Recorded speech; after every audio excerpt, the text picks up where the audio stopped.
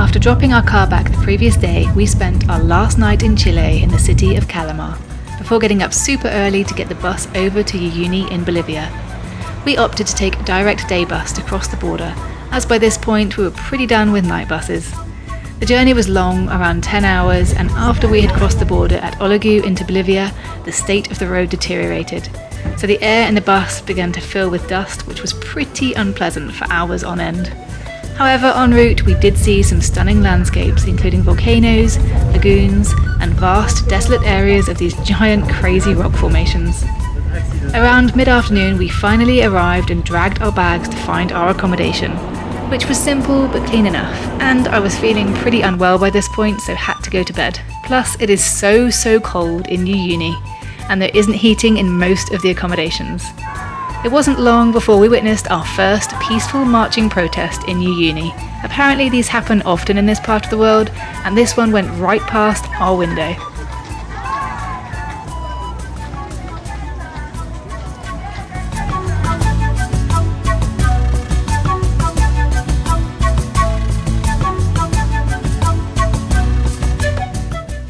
We're Craig and Kirsty, a couple who have been on the road for the past 3 years sharing our adventures around the world. Right now we're making our way through South America and exploring everything it has to offer. If you enjoy seeing new places and real experiences, please subscribe and welcome to the adventures of Tide Knot Travellers.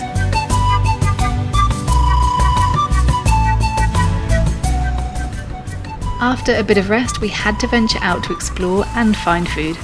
The streets of Uyuni fascinated us immediately, but we were both feeling too unwell to really speak much, so we thought we'd show you around in a more documentary-styled way for this video.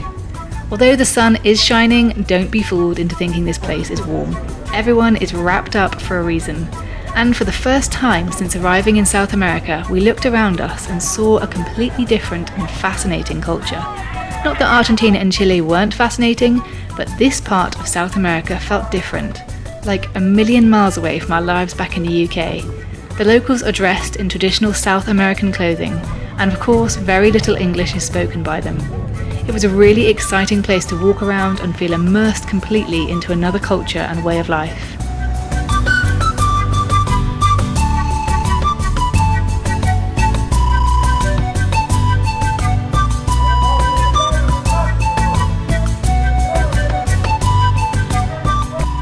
Straight away we found ourselves a SIM card so that we could navigate our time in Bolivia, and the popular SIM seems to be Entel, which you can pick up at many of these little stands and shops around Uyuni.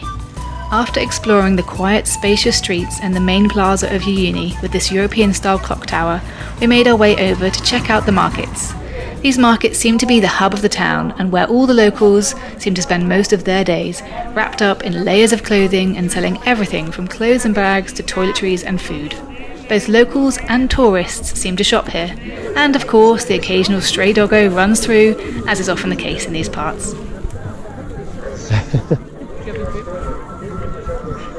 Overtake a doggo.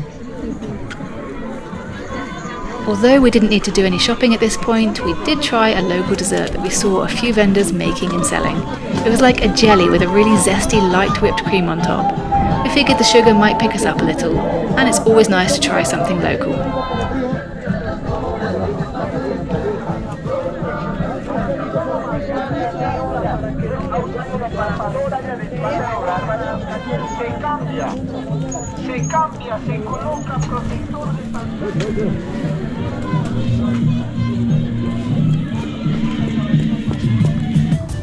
In addition to the markets, there are plenty of restaurants in Uyuni to escape the cold and get some food.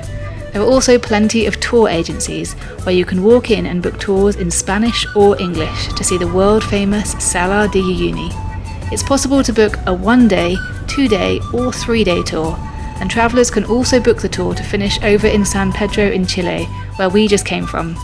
We could also have done this tour in reverse from San Pedro to Uyuni, but we didn't want to be on a tour bus staying in hostels for 2 nights en route with all our camera gear and equipment, but it's a great option for backpackers with limited time and a tight budget, and seems to be what many travellers opt to do.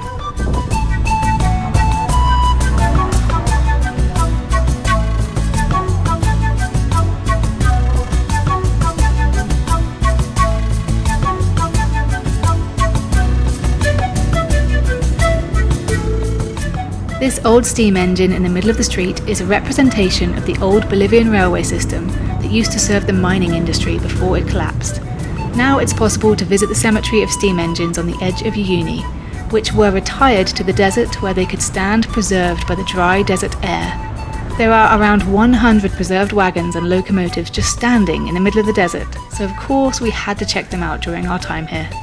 In case anyone is wondering, the cash situation in Bolivia is straightforward. Unlike in Argentina, here we were able to simply withdraw cash from any ATM at a good rate, safely and securely. After getting some cash, we took a look around a few restaurants and found one to grab some food. This particular restaurant is usually quite popular with backpackers because they sell a mixture of food options that suit a backpacker budget. We actually ate here twice during our stay and would say the food is reasonable for the price. There are also a couple of decent takeaway pizza restaurants in Uyuni, so that's a good safe option to take a warm pizza back to your cold room and eat it wrapped in blankets. We also wanted to show our favourite restaurant that we found during our time in Uyuni. It was our favourite for 2 reasons. 1, it had the best food, of course, and 2, it was one of the few places that had proper heating, so you could actually feel yourself thawing out whilst you're in there. We left our accommodation a few times to visit Tikka restaurant because, as I mentioned earlier, our accommodation had no heating. It is common in Uyuni accommodations to be given a small electric heater that will only operate from 7 p.m. to 9 p.m. Ours did not even slightly heat our room, but at least it was a place to warm our hands and socks before we got into bed, under about 5 blankets each night.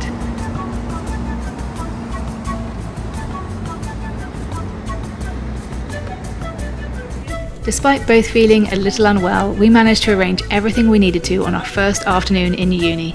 As always, we looked into hiring our own car, and despite having driven ourselves to many places around Chile and Argentina, we were warned by several places and other tourists that it's not a good idea here, as the main sites are too hazardous and remote.